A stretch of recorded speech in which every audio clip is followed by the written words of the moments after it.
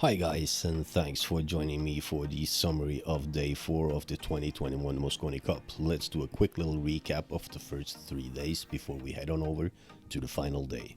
As to be expected, both teams showed a lot of nerves on day 1 and it ended 2-2, a fair result in my opinion. Hey guys, if you're new to this channel, I try to do weekly reviews of mostly queues and shafts. I also do some challenge matches and giveaways, so consider subscribing and smashing that notification bell. Day 2 did definitely not go the way the Europeans wanted. They could have seen themselves being down 6-3, but it ended 5-4 after coming back being down 4-1 in the final match of the day.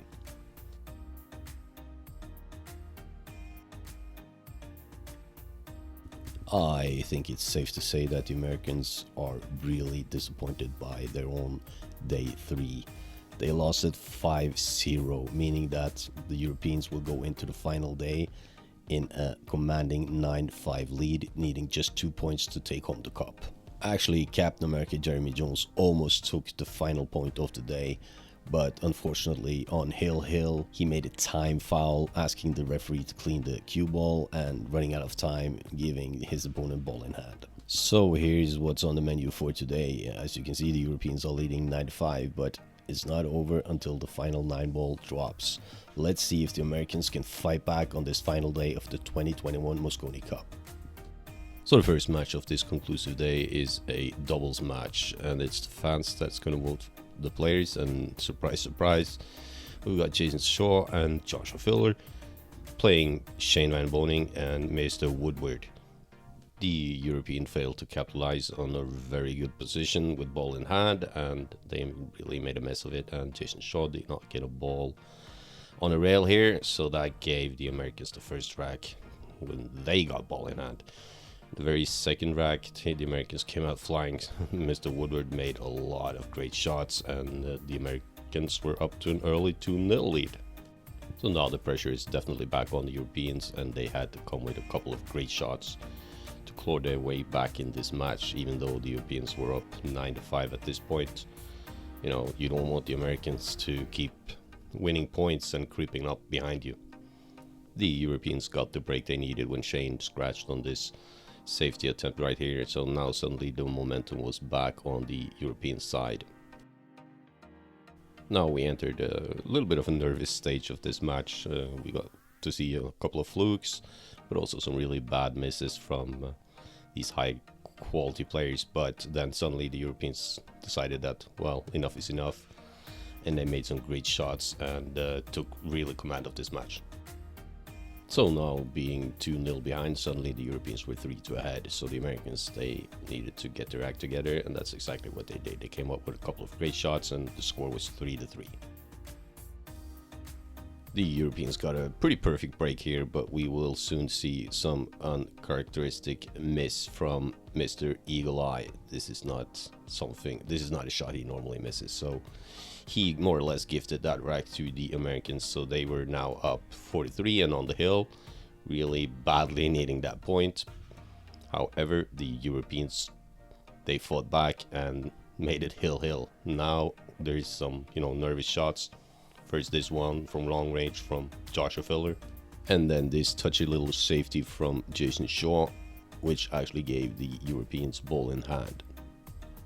You can see Skylar missed it quite badly, and Joshua was left with this thin cut on the 8 on hill, really badly needing the point to get to the hill in the match.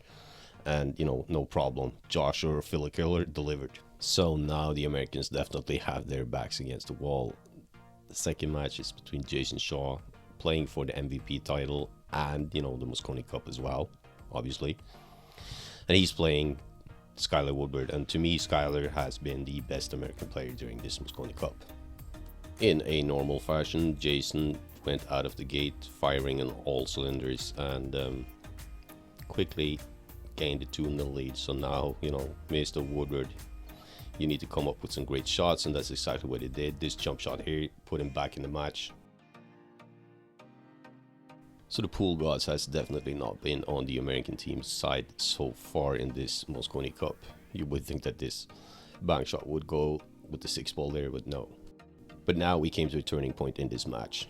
Jason miscuing badly, giving ball in hand to Skyler, and that's exactly the break he needed. Jason, he made a couple of great shots, and a couple of, well, not a couple, but one fluke as well, but he lost his game now.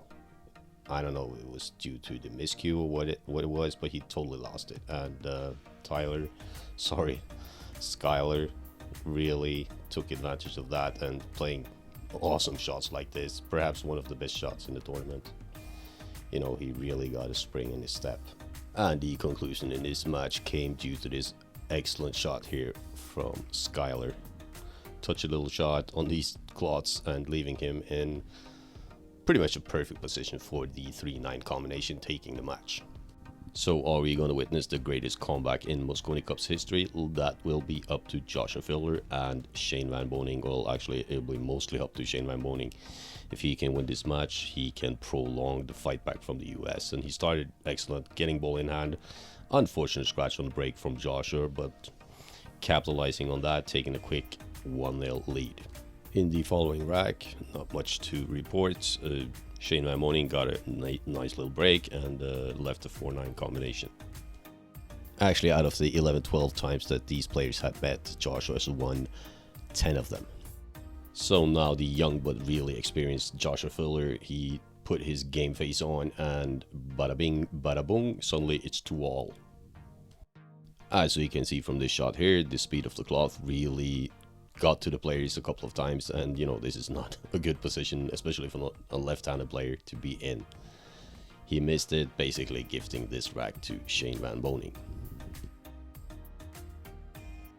I guess there is 2 Santa Claus in London this evening. You can see Shane gifting Mr. Filler this rack, although Joshua needed to come with a good shot here on this slickery cloth. This is actually way more difficult than it looks.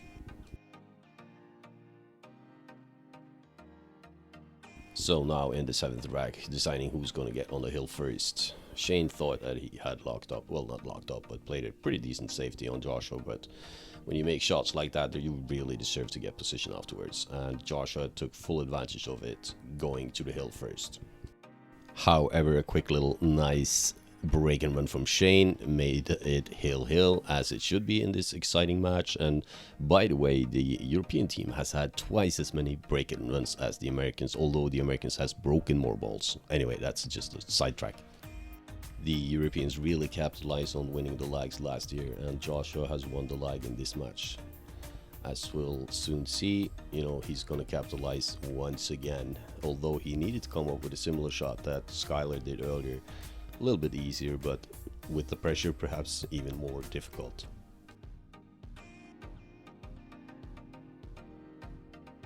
Someone like Joshua Fuller has been in similar positions a lot of times, so he can allow himself to cheer a little bit early. This win makes it 13 out of the 15 last Mosconi Cups going to the European side.